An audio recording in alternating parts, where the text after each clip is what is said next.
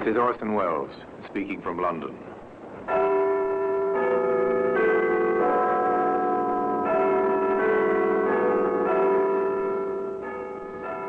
Here in the grim stone structure on the Thames, which houses Scotland Yard, is a warehouse of souvenirs, where everyday objects, a broom, a vase, a lampshade, all are touched by murder.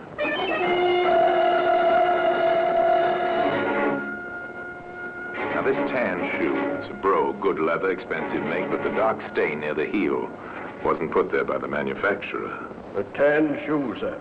Left foot. What do you make of this stain? It looks to me like blood.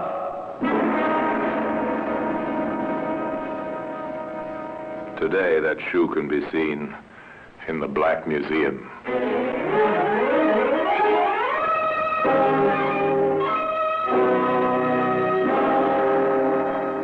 From the annals of the Criminal Investigation Department of the London Police, we bring you the dramatic stories of the crimes recorded by the objects in Scotland Yard's Gallery of Death, the Black Museum.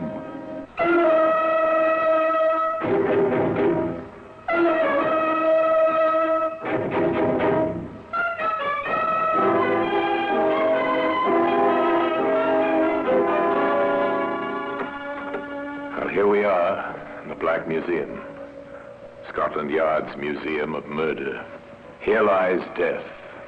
Violent, unexpected death. Here in the objects that line the shelves and fill the room are the stories of murder. Here's a birthday card. To Margaret, with love. A present went with the card, of course. The present was death. This glass. A man was drinking from it when he died, most unnaturally. The glass fell from his hands. The murderer jumped forward instinctively to catch it. He caught it and left a fingerprint that sent him to the gallows. Ah, here we are. Here's the tan shoe.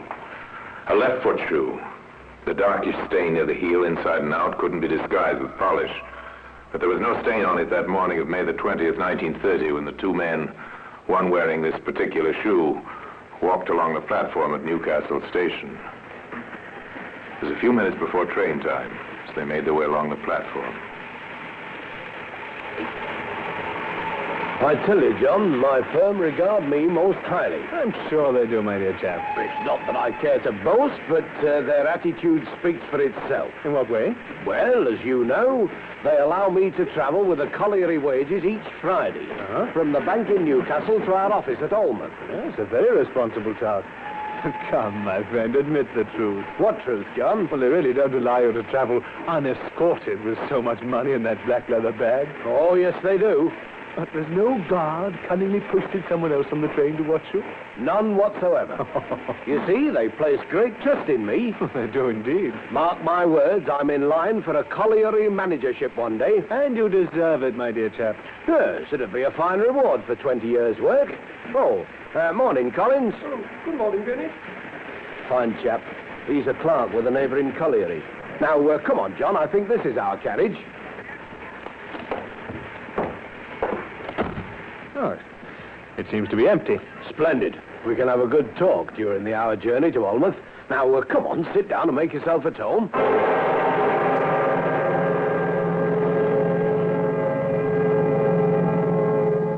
And with these few words, the friends smilingly took their places in the empty railway carriage. It was quite a change for Mr. Bennett to have someone to talk to on his usually lonely courier service. More often than not, he was alone with his small black bag, for it was not his habit to trust strangers when carrying a large sum of money. But this chap seemed a decent sort. And, John, you simply must come home to dinner and meet the wife. Oh, that would be very nice, old chap. That's good. Well, shall we say Friday night? Delighted. Yes, a very decent sort. Bennett didn't take easily to people, but this chap seemed to be his kind. He'd only met him in Newcastle a week ago, but he'd warmed to him at once, and in a way did with few people. And so the train sped along the northeastern line. Eton, Stannington, Morpeth. Small station stops along the line. At Morpeth, the train took up water. Few people got out to stretch their legs. Some passed through the barrier and gave up their tickets. Among them was a man in a gray overcoat. Tickets, please. Tickets, please. There you are. Your tickets for Alnmouth. Oh, yes, I've changed my mind. I'm getting off here, thank you. Right you are, sir. Tickets, please. 4 minutes later, the train left Morpeth and went on its way to Alnmouth. There, the passengers alighted. The journey was over. A porter then proceeded to clean the train, as was usual. But in one of the empty carriages, he made a gruesome discovery.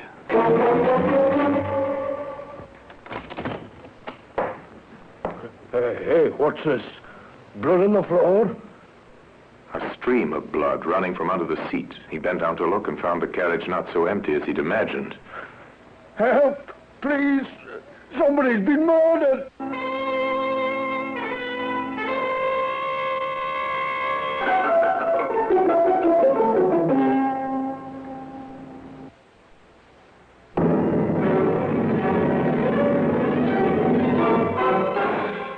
Somebody had indeed been murdered, and the next logical step, after the local police had been hurriedly brought to the scene of the crime, was to send for Scotland Yard.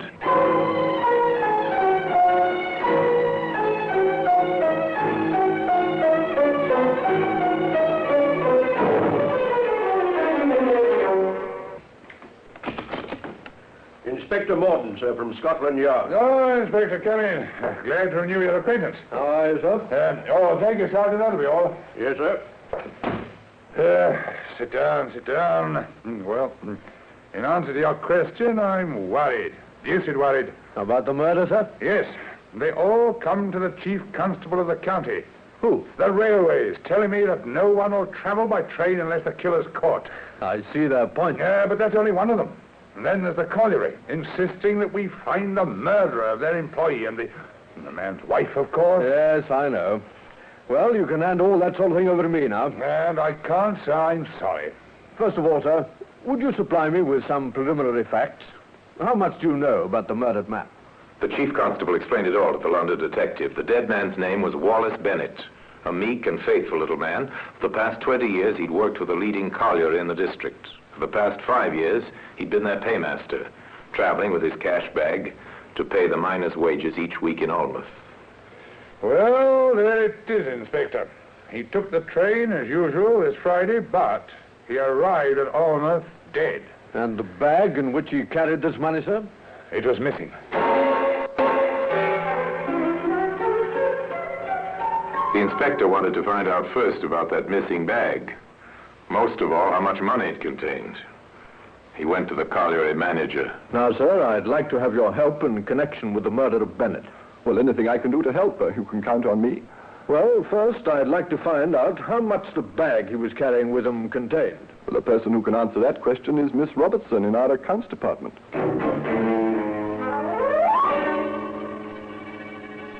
Well, Miss Robertson, I expect you have a record of the amount that Mr. Bennett drew from the bank on the morning of his death. Oh, yes, Inspector. I have a note of it here. The amount is exactly £400, 8 shillings and 4p. And how was the money made up? In various denominations, Inspector. You see, it was required for paying the men at the colliery, but the greater part in pound notes. And, Inspector, I thought that you'd be making inquiries, so I was in touch with the bank this morning. Yes? The money was paid out in used notes, and the bank has no trace of the numbers. Oh, bad luck. Well, thank you, Miss Robertson. You've saved me a disappointment and a wasted visit. Now there were other things, and other people to see. Among them, the doctor.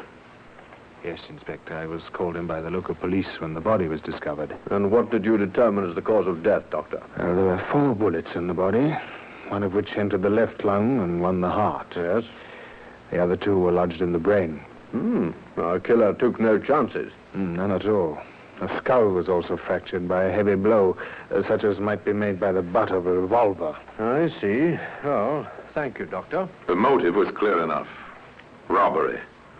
Somewhere was a bag and £400. And there also was a murderer. But where? Who was it? Morton found it hard those first few days. Hard because there were no leads. There was a body, a missing cash bag, and 4 bullets. That was all. The bullets were duly tested and traced. Nickel-capped bullets, sir. Unusual style. Fired from a .32 revolver. Any hope of tracing that gun, Morton? Well, we're working on it now, sir. The train was thoroughly searched. No sign of the gun, but I'm having a very thorough search made along the railway track to see if we can uncover anything there. Good. I should think it likely that the killer might have thrown the gun out of the window. Well, let me know as soon as you have anything to report, would you?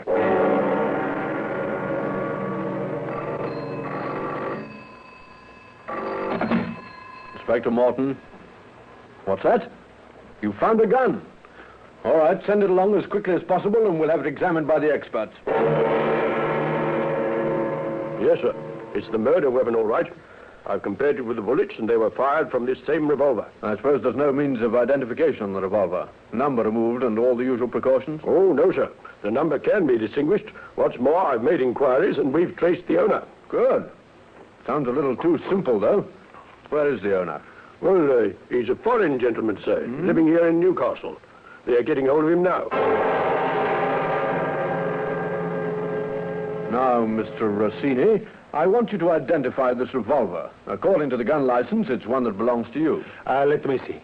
Yes, that's my revolver, all right. Oh, I can't tell you how grateful I am to you, Inspector, for getting it back. Oh, my wife will be pleased. I never expected to see it again. You mean it was stolen? Yes, over 3 months ago. I must phone my wife and tell her it's back. Oh, she was so upset, poor Annunziata. You see, my house was burgled, and this was missing, among other things. I reported it to the local police. I see. Just one other question, Mr. Rossini. Can you give me some indication of your movements during the last 7 days? Oh, that's very simple, Inspector. I only arrived home this morning on a business trip from the continent. You see, I've been in Paris for the last fortnight, but please don't let my wife know that. If you want any witnesses, that's very easy. I've been working in the Paris office of my company all the time. Don't be suspicious of me. All right, Mr. Rossini. Just as a matter of routine, we'll check your statement, but I don't think we'll need to see you again. Dead ends. Wherever they looked, dead ends. With the inquest pending, it looked as if a verdict of murder by a person or persons unknown would be certain. And yet that was not to be. A twist of fate, a new chance witness was to revive the investigation, set it back on the trail which led to the murderer and the bloodstained shoe, that same tan shoe, which can be seen today in the Black Museum.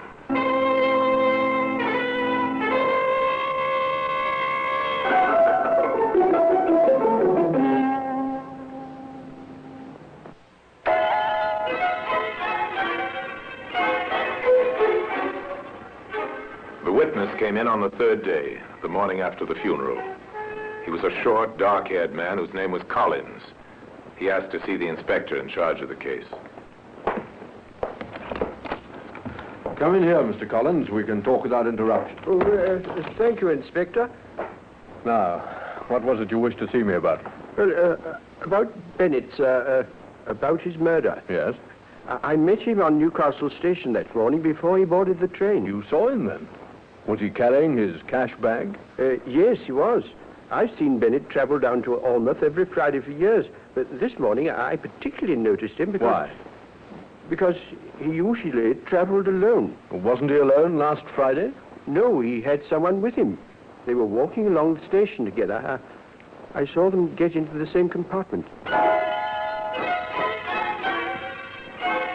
Now, for the first time, Bennett's train companion entered the case. Inspector Morton wanted to know more, a lot more. Was the man a friend of Bennett's? Did he, Collins, know him? No, I didn't know the man, Inspector. He was a stranger to me. And it's unlikely he'd be a close friend of Bennett. I think so. Of course, his wife, widow, would be the one to tell you about that. I'll check with her. Now, Mr. Collins, you've been very helpful, but can you help a little more? Yes, how, Inspector? Can you give me a description of this man? Well, I noticed he was shortish, about my height. That's 5'7". Yes. Anything else? He was fair, small moustache. Good. And his clothes? He was wearing a grey overcoat, grey soft felt hat, and a dark grey suit. At least I could see his dark grey trousers, a red tie, I think. Oh yes, and tan brogue shoes. You're very observant, Mr. Collins. Did you by any chance notice when he left the train? Yes, at Morpeth. You're sure of that? Certain. I got out to stretch my legs when the train took up water there. I saw him go through the barrier and give up his ticket. Out of the blue, a witness and a lead at last. It happens that way. A person remembers some incident, some unusual detail, and the trail begins.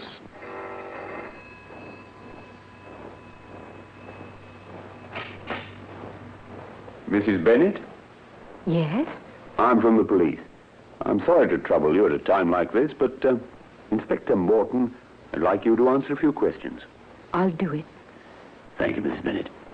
Now, your husband left home at the usual time on that particular morning? Yes? Carrying the black bag containing the money? Yes. I was always worried about that bag. Yes. Do you recall on this particular morning whether your husband was planning to meet a friend or anybody in particular? Well, if he was, he never mentioned it to me. He always traveled by himself, as far as I know. Ah. Well, amongst your husband's acquaintances, is there any man you can recollect, shortish, 5'7", fair hair, small moustache? No. No, I can't think of anybody like that. He definitely wasn't a close friend of my husband's, of that I'm sure. Inspector Morton hurried to Morpeth and interviewed the ticket collector. A man in a grey overcoat. Last Friday, you said, sir? Yes, a short, fair man, dark grey suit, a small moustache. Do you remember him? Funny, I do remember. He had a ticket to Ormouth. But he gave it up here. Yes, he said he'd changed his mind or something. Did you notice if he was carrying a small black bag? I couldn't say what it was, sir. He had it inside his coat, covered up. It looked bulky. Inside his coat. Thank you. Thank you very much. A casual question had brought an encouraging, unexpected answer. The man who had left the train at Morpeth was concealing something bulky beneath his overcoat. The black cash bag was missing, and this man had traveled in the same train, according to a witness, in the very same compartment. All they had to do now was find him. The thought was not too comforting. Find one man who might be anywhere in England, one man who had left almost no trace behind him. And then fate, strange, incredible fate intervened. Or was it fate? Perhaps it was stupidity or the unconscious urge to brag that lies hidden in every murderer. Anyway, it happened that same week at a hotel bar in London. Come on, have another, George. No, thanks, matey. I've got to be going. Come on, I'll pay. But you've already paid for 3. What's that matter? I've got money. Look. Blimey. £1 notes, hundreds of them. I tell you, I'm rich. Come on, have another. 2 men drinking in a bar, 2 casual acquaintances.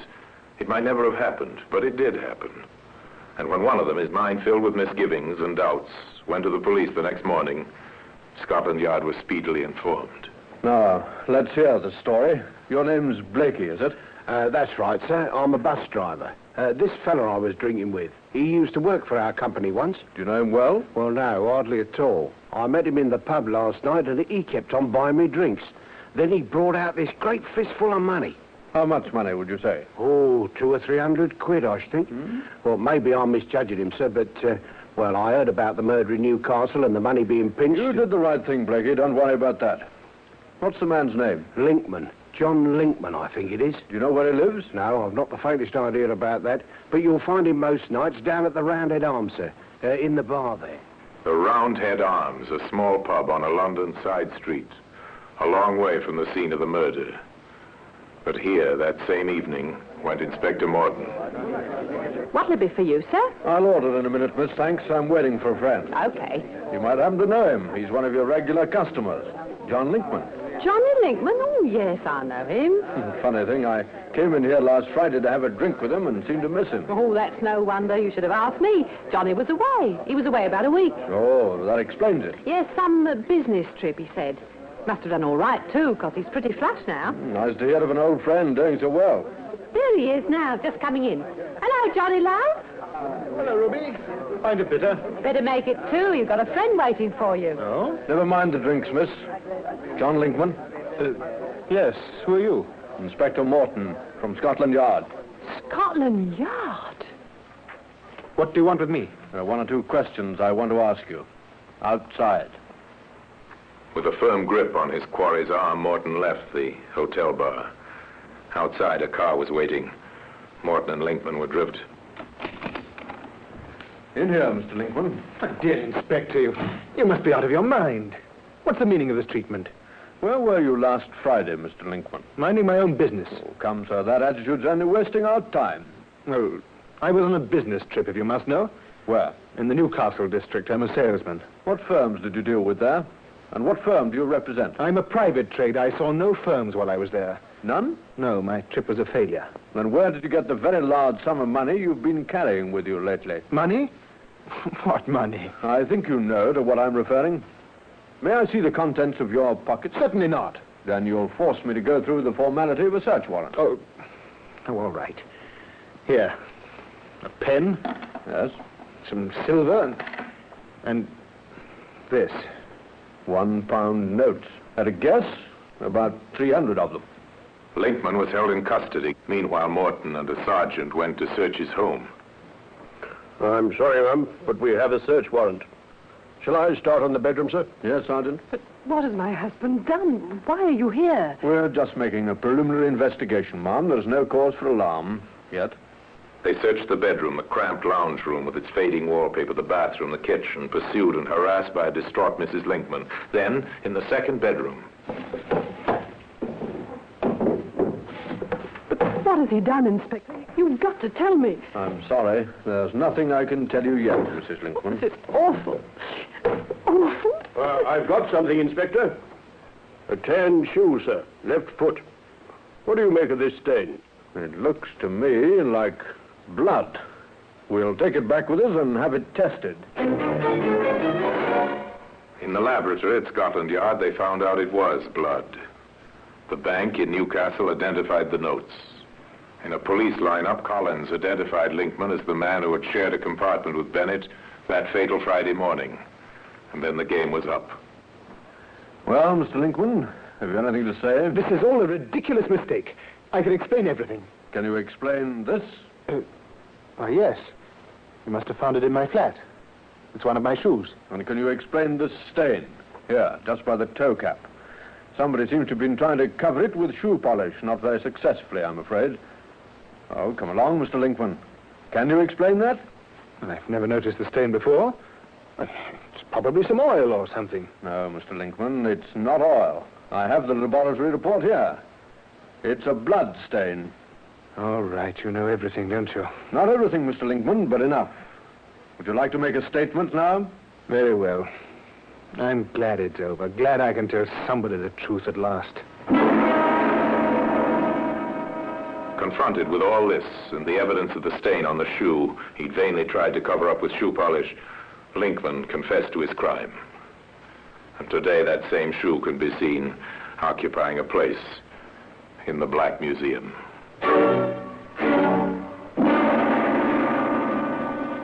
Orson Welles will be back with you in just a moment. The trial was held at Newcastle with an eminent counsel retained to defend the prisoner, but inevitably the sordid details of the crime emerged. Linkman, being out of a job and needing money, a chance to make the acquaintance of Wallace Bennett in Newcastle. Learning his new friend carried large sums of money by train every Friday, Linkman carefully planned his crime. But he learned, much to his eternal sorrow, that care must be preserved both before and after murder. A moment's lapse, a few drinks, and it meant the 13 steps and the rope one morning not long afterwards. As the Lord Justice said in sentencing the prisoner, the scales of justice are now balanced. And now until we meet next time in the same place and I tell you another story about the Black Museum, I remain as always, obediently yours.